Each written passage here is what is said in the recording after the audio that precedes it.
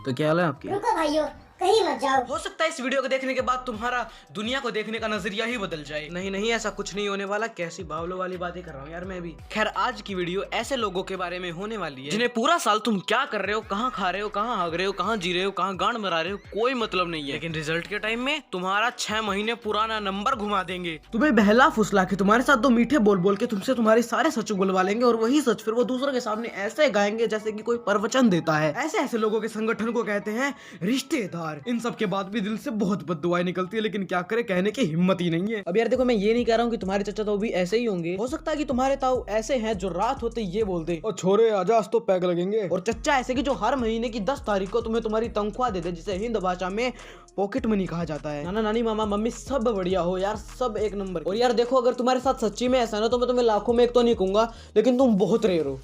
तुम बहुत बहुत रेयर हो। एग्जाम्पल के लिए समझो, मान लो कि एक कोठा है और एक बेसिक से कोठे पे बहुत सारी लड़कियां होती हैं, लेकिन उन सारी लड़कियों में से एक लड़की ऐसी होगी जिसको पक्का 100% 100% एड्स होगी। वो एड्स वाली लड़की तुम हो।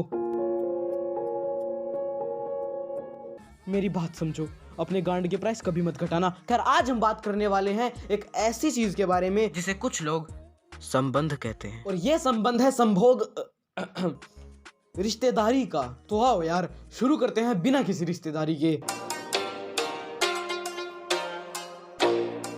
अब यार, दुनिया का सबसे खतरनाक राहु केतु का प्रकोप तुम्हारे ऊपर तब चढ़ता है जब तुम मस्त जनवरी के महीने में सर्दियों के टाइम में अपनी रजाई में बैठ के एक सेकंड पढ़ाई कर रहे हो, और तभी तुम्हारे रिश्तेदार अपनी टूटी फूटी स्प्लेंडर पे बैठ के तुम्हारे घर को आ जाए। कुछ देर बाद तुम महसूस करते हो कि नीचे से बहुत ज्यादा ही शोर आ रहा है। तुम जाते हो और देखते हो कि आधा दर्जन बच्चे इस साइड से उस साइड, उस साइड से इस साइड, कोई सीलिंग के ऊपर, कोई जमीन के नीचे, कोई सोफे के नीचे, कोई अलमारी के पीछे भगदड़ मचा रखी है। उस वक्त ना यार कुछ समझ नहीं आता। जैसे ही गर्दन घुमाते हैं तो दिखता है रिश्तेदार बैठे हुए हैं और उनके साथ हमारे घर वाले बातचीत कर रहे हैं। और जैसे ही तुम्हारे बाबूजी की नजर तुम पे पड़ती है, वो कहते हैं, बेटा तुम्हारे अंकल आए हुए हैं, जरा नमस्ते तो करना। नमस्ते अंकल। बेटा ये क्या है, इज्जत से।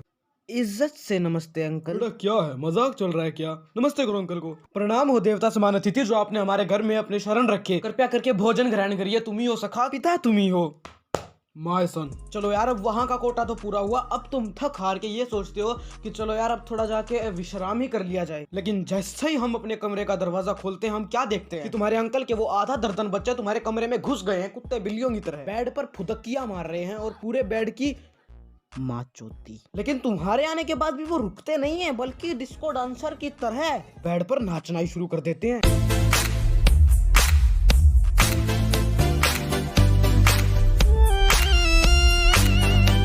ऐसे लो, भागो यहाँ से, तुम्हारी माँ की शादी हो रही है इधर। बात पोतली के तले मांगी तू। उठा ले रे उठा ले, पापी दुनिया में नहीं जीना। और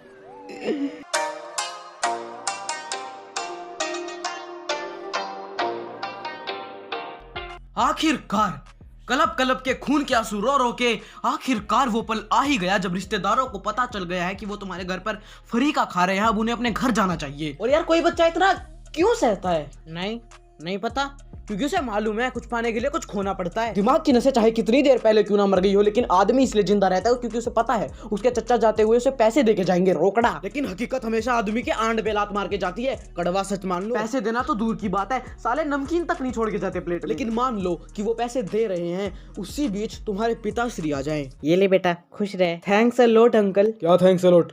अरे नहीं देखिए भाई साहब, इसकी कोई जरूरत नहीं है, ये बहुत ज्यादा है। अरे नहीं भाई साहब, देखिए बच्चा है, इस उम्र में तो पैसों की जरूरत होती है, लेने दीजिए। अरे भाई साहब देखिए, मैं आपकी बात समझता हूँ, लेकिन मेरी औलाद सड़क छाप है, इसने अपनी जिंदगी में 10 तक का नोट नहीं देखा, खो देगा ये कहीं पर। ठीक है भाई साहब, अगर आप इतना कह ही रहे हैं तो रख लेता हूँ मैं।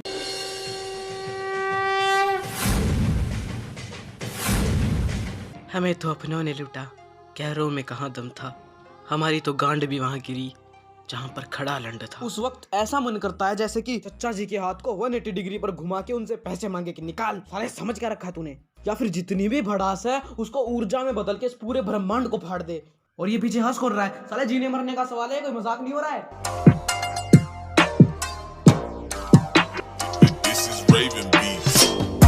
अब यार तुम लोग मानो या ना मानो, लेकिन रिश्तेदार कोमा में गए हुए गिरगिट की तरह होते हैं। क्या पता कब क्या दिमाग में चल रहा है और किस वक्त कौन सा रंग बदल दें। सोचो कि एक नल्ला सा बच्चा है पप्पू। अब यार पप्पू के पास कोई नौकरी नहीं है, ना ही कोई इज्जत है, और रिश्तेदार तो जब मौका मिले तब इज्जत उतार देते हैं। नहीं नहीं नहीं नहीं नहीं, इज्जत उतारते नहीं है, इज्जत लूट लेते हैं। और अगर वही तुमने अपनी पहचान बना ली मेहनत करके, दिन रात एक करके, खून पसीना बहा के, क्या पता क्या क्या करके, तब तो साले हाथ में गुलाब जामुन का डब्बा लेके क्रेडिट लेने ऐसे पहुंच जाएंगे जैसे हाथ पकड़ के लिखना उन्हीं ने सिखाया था। पहले तो भोसड़ी के केले लेके आया करते थे, और वो भी गले गले, और अब सीधा गुलाब जामुन दोगले। देखना चाहोगे इनकी बकचोदिया?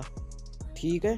तो मैम आप सबसे पहले अपना नाम बताइए और आप ये बताइए कि आप पप्पू की क्या लगती हैं। मेरा नाम सन्नी देवी है और मैं पप्पू की चाची हूँ। I am so proud of him. मुझे आज भी याद है जब वो मेरे पास आया करता था और मैं उससे पोछा लगवाती थी।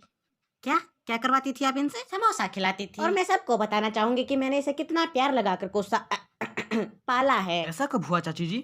झूठ क्यों बोल रही हैं आप? बेटा तुझे मेरी कसम, चुप रही हो।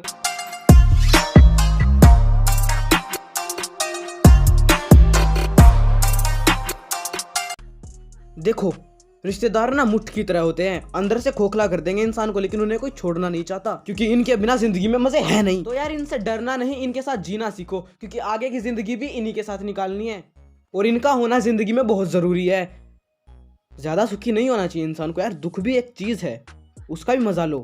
अब यार जो कुछ भी इस वीडियो में कहा गया है उसे यहाँ तक ही रखना, बाहर मत निकलने देना। हो सकता है तुम्हारे रिश्तेदार तुम्हारे ही काम आ जाए, कुछ भी हो सकता है यार, कुछ भी मुमकिन है दुनिया में। बस यार बहुत हो गया, आखिर में मैं इतना ही कहूंगा कि इनका होना बहुत इंपॉर्टेंट है, बहुत बहुत इंपॉर्टेंट है। और वैसे भी बहुत हो गया आज के लिए, मैं यहाँ पर कोई प्रवचन देने के लिए नहीं बैठा हूँ जो घंटा घंटा पढ़ाऊंगा बस। अब अगर तुम्हें ये वीडियो पसंद आई है तो लाइक मारो, और अगर कुछ पार्ट अच्छा लगा इस वीडियो का तो कमेंट में बता दो यार, कैसी लगी, बुरी लगी, अच्छी लगी, जैसी भी लगी बस बता दो। और शेयर भी करी दो, क्योंकि प्यार बांटने से बढ़ता है।